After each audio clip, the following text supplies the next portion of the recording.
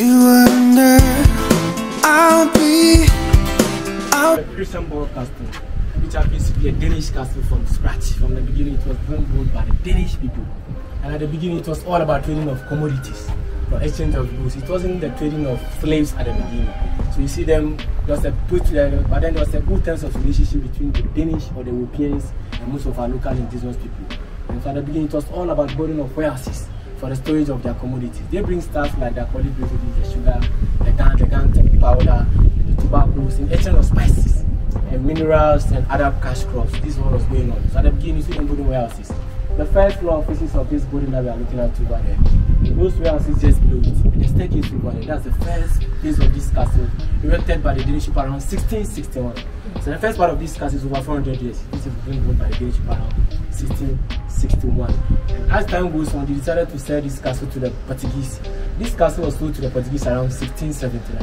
When the Portuguese took over this castle, they decided to build a Roman Catholic chapel. So within this castle, it was only a Roman Catholic chapel that the Portuguese just this good. And around 1679, they occupied this castle to 1683, just for 4 years. So due to some reasons, the Portuguese also decided to sell this castle. The Danish people came back again for the second time, bought this castle back from the Portuguese. There's a reason why the Danish people came back again. They came back again because of slavery business. So for this castle, it's the Danish people that started slave trading in this castle. They did it until slavery was abolished around the world. So at a point in time, they stopped being slave trading in this castle. You know what I was doing that? The Danish people started as slave trading in Africa around 1733. It continued till 1807. That's the year that they actually stopped being slave trading in their territories. So meaning at a point in time, they stopped being slave trading in this castle, but they continued to occupy it till 1850. When they were leaving, they decided to sell this castle to the British. The British paid an amount of 10,000 pounds sterling to acquire this castle from the Danish people. Right after the British took over. Soldier! Right after the British took over, they only did governance and administration. They only did governance and administration till they granted us our independence on 6th of March 1950. So the British occupied this castle from 1850 to 6th of March 1957. Within that period, the British really did governance and administration. The British were not involved in slave trade in this castle. So right after we took over from them, our first president or leader, Dr. Kwame Nkrumah, officially chose this place to be the center of governance. Meaning this is where the seat of government of the Republic of Ghana happens to be. From 1957 all over to February 2013. That's the last time one of our presidents was in this place before we moved to the new one that we call the Jubilee House, the old Flagstaff. Jubilee House. Yes, so the new Jubilee House that you see. Yes. Formally, this is where the president used to work for with his spouse and his vice president. And one over here. So when the British came, these are the extensions that the British. Let's first see this edifice. This 1921 building that we are looking at today. That's the first extension that was done by the British. It was named after King George Rex. So for the British extensions, you see the letter GR attached. It's named after King George Rex, the 5th of United Kingdom. And apart from this 1921 edifice, the other extensions were done in 1950, starting from this side. It contains the dining hall and the residence of the British government. So this is where the residence of the government is. Where you see the black window. We have the official residence of the British government, his family. In the last part of this side, in case the governor of the British side, this is where Numa lives. This apartment was once used to host the late Queen Elizabeth II.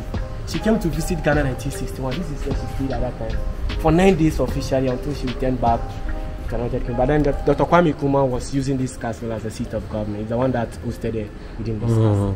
Okay. Let's first have a look at the water reservoir that was built before you proceed.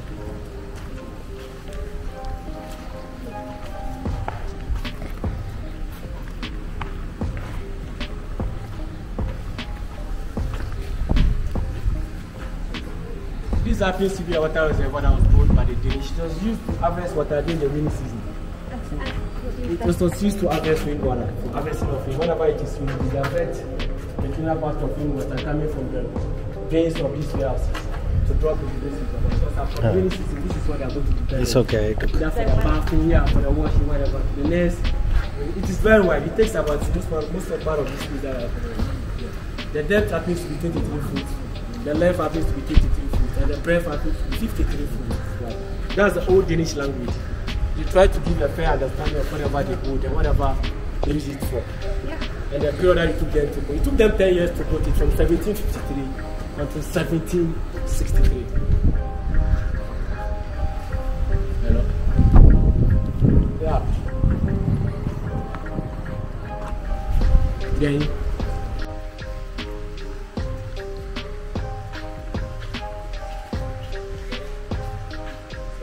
government was being discussed from 1975. This was a special working. Just return from the president. The president was allowed to access, we call it a potential status, the better work. Several leaders around the world have also used status before. Whilst being hosted in this castle, that's not valid. Among them happens to be ex-presidents Clinton, Barack Obama, several leaders around the world. Once used this status before, whilst being hosted by some of our leaders in this castle. Normally, the red carpet was laid on top of it. All over to the down, status. That's why secrecy does not get respect. Unless there's a distinct president doing this castle, we normally allow them to access it in giving them the same respect. So we are climbing out. Choose the one on the right hand side or the left hand. Unless you have a secret president or vice president, prime minister among us. If not, maybe then probably the next time that you guys visit this castle, we probably have a future president, first lady or prime minister among us. So these were all warehouses. They keep their communities. These ones that we are looking at over there. It was all warehouses. They keep their communities inside.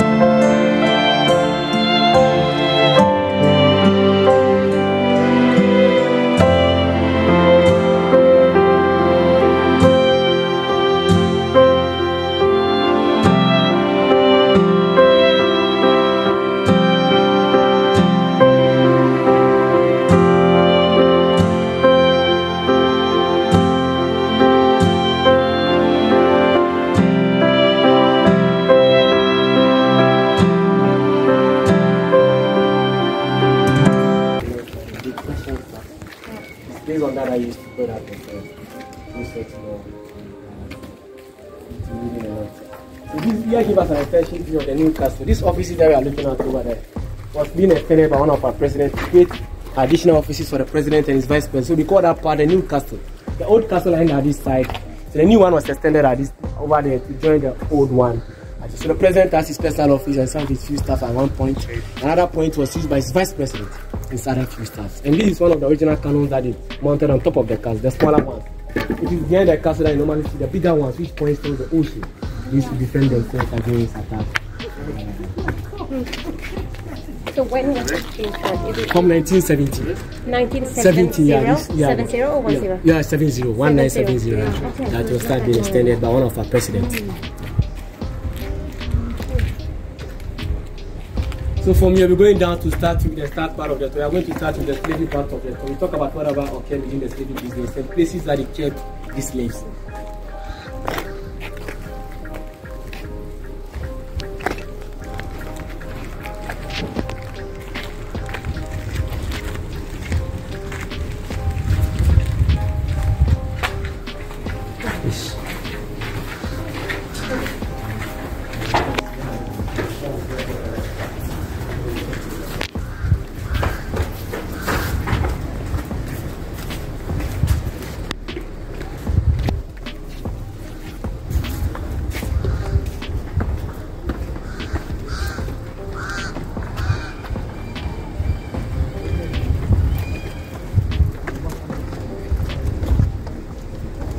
Anything is fully hot.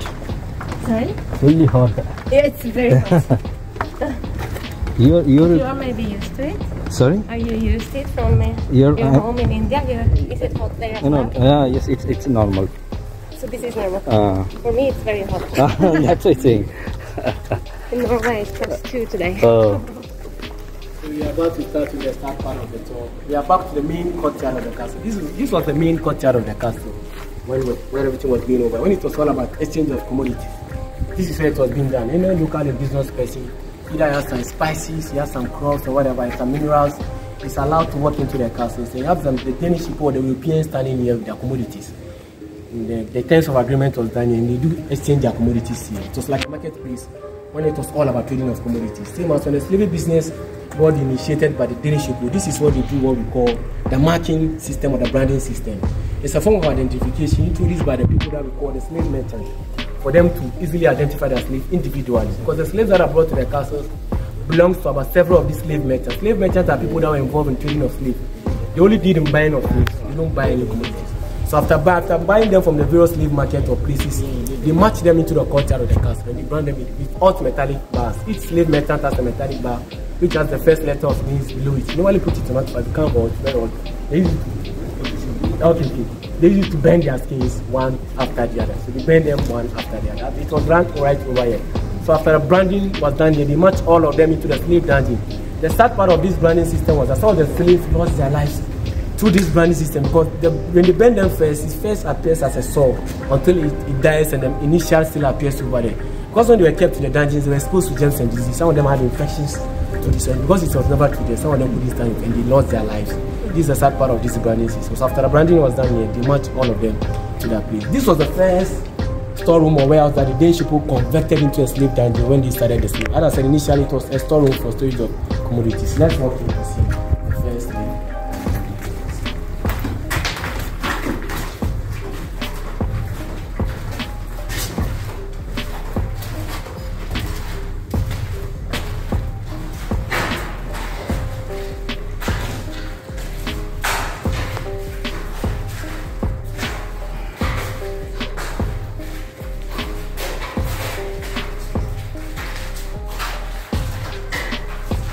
So this is the first warehouse of storeroom that the Danish people first converted into a slave dungeon.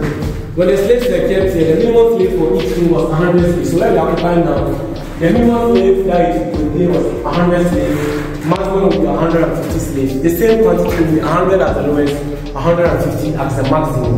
The least month to be spent in the dungeon was 4 months, maximum was 6 months for this castle. And within this period of months that are being kept here, either the slaves want to defecate, the slaves want to urinate, the female slaves were within the administration period. This is where they all do whatever they wanted to. It was always occupied with bad stenches, and that's why they were being exposed to germs and disease. When the feces, most of them were taking most of the dungeons, they use them to scrub most of these feces, dump them out there. But there was always the bad tensions of the feces and the urine or whatever within the dungeons. They got exposed to germs and disease. These are some of them died before the big slave ship, and I knew how they stand with the condition. Because at the beginning, too, this was only 2 places that they chose to be dungeons for slaves. They mixed them together, both female slaves, the male slaves, they kept together in these dungeons in chains and shackles, connected from their neck to the hand and leg, then connected to another part like this. No matter about 2 or 3 feet of interval between your partner, you need to be standing or sitting down closely to your partner, and just one ventilation for each side of the dungeons, and on top of it happens to be a spy wood. They spy on them through this direction. They assign some officers who to stand on top. Their duty was to periodically look down on the slaves to check on them, check whatever they were doing. We call it the spy wood. So at a point in time, some of the senior officers and governors were selecting some of the female slaves. They beat them and forced them to rape them at late evenings in their rooms. This is how some of them became, some of the female slaves became pregnant. Most of them realized that when they were on their way up to the final destination. Some of them got to the final destination that they realized that they were pregnant because a lot of people forced them to have sex with them. These are some of the atrocities that they did within this slavery period. So at a point in time, these 2 rooms became insufficient because several people were involved in this business. It was expanding that these 2 rooms could not contain enormous space that were matching to the castle. They decided to put more additional dungeons. So we are going to see other extensions of dungeons that they did to keep more of this slave when the slave business starts to expand. A lot of people once lost their lives in this dungeon. So nobody, when the slave died, nobody come and pick the body and just bury it. And the surviving ones have been offloaded onto the slave ship when the slave ship arrived.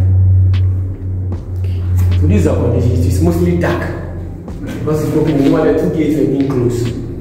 Within that several months, they need to be sitting in this, whatever they need to occupy this, and that's them. They don't go out until the slave ship has arrived and they put them out to join the slave ship. So we're just going to see the other extensions of that.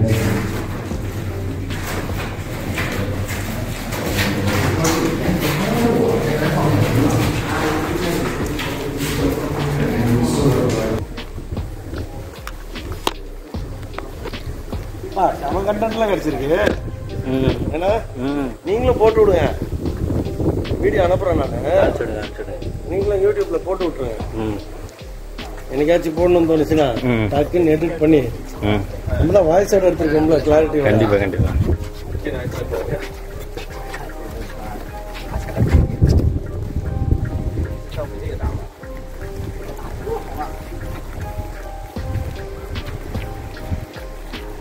இதை முடிச்சுட்டு நேரா போயிட்டு கிளம்பிட்டு தான் போகணும்.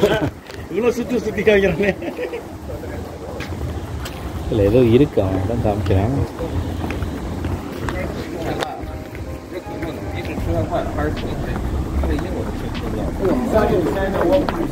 This is underground.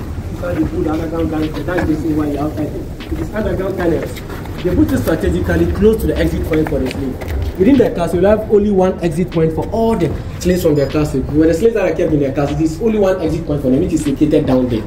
So strategically down there, that they build other extensions of the dungeon, so that those that are being kept over there, as soon as the slave ship arrives, they just have to use the exit point with them. And those that are being kept here, they just have to come out. And they strategically build this walkway narrowly so that when the slaves are moving, they move one after the other. As you can see, 2 people can move at 1 person at a time so that they can control the movement in the local. They were in chains and shackles that were dragging each other. It's the same way that we are going. You all have to turn on your flashlight for me because the dungeons over there are a little bit dark as compared to this one we saw.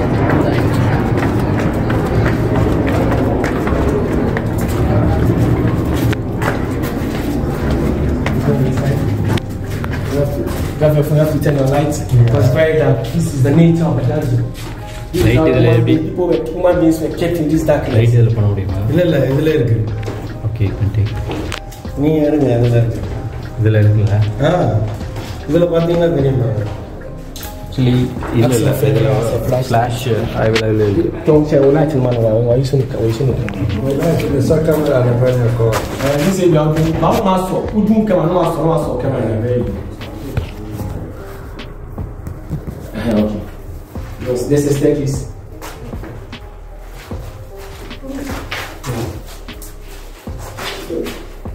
This is the nature of the dungeon. This is the condition that you came from. This is a walk. They are coming. This is a walk. You cannot see anything. You walk down there. Let's this step down. This water is.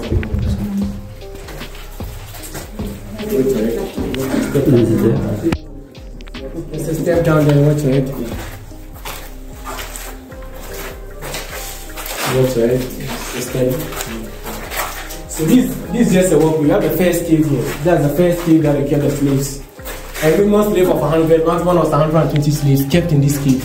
These are the extensions of underground dungeons that the Danish created to keep the slave business. Yeah, you can see the nature. You cannot stand upright in this first dungeon. You just have to be squatting or sitting down because you're in chains and shackles connected to each other. Also, the minimum was 100, maximum 120. The same number of months, 4 months to 6 months, you need to occupy this space. And this is the only source of ventilation for the number of people that are kept in this cave. Just one ventilation. So within the daytime, there's just no amount of sunlight passing through to reflect on top over there. It is not. It's very dark because you guys have turned on your flashlight. It is very dark. It is only this when you have to turn your flashlight off. You could only see just this small amount of sunlight reflecting on top over there. So when the sun is set, this small amount of sunlight goes so valid. Then complete darkness at this side to join the darkness within the inner dungeon. This is not the only part. You have another one over here. We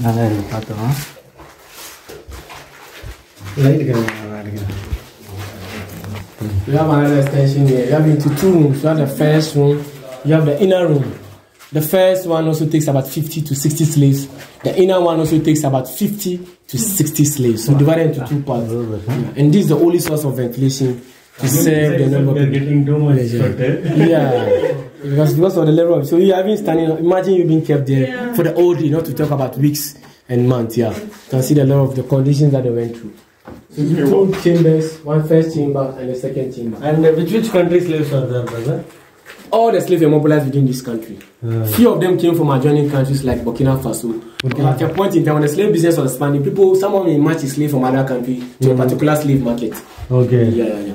But how big a percentage will survive? I mean, I guess very many died. Yeah, so they pile a lot. They knew some who died. So far, some who died. Some also, a lot also survived. Dungeon It's a gambling that they play. They knew some who died. So that's why they pack a lot. Dungeon means they Within cannot 4 months to survive. 6 months, they keep on piling slaves until when it is full. So when it is full, just have to leave you guys in until everything is done.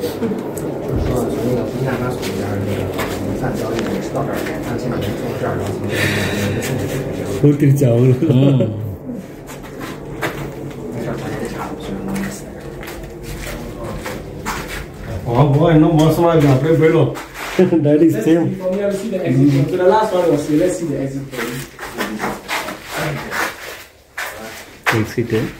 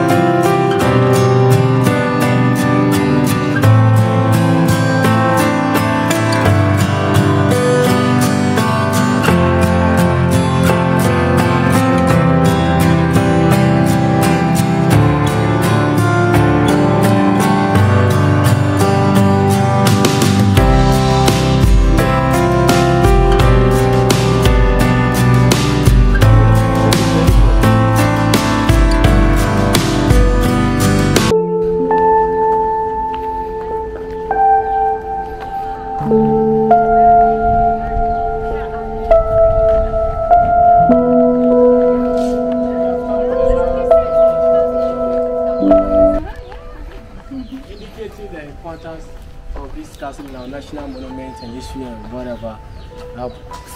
One of our governments decided to use some pictures of this castle to print one of our currency notes. I mean the 50 series paper note. Yes, yes, the 50 series note. You just look on it, you see the presidential staircase that I show you on it, and a picture of this view. This view that we're looking at. That is there in 50 cities note. But why many people? But lot of foreigners doesn't know that Hosur Castle is there. Very good. You see the presidential staircase on the left. Those are we use to climb up.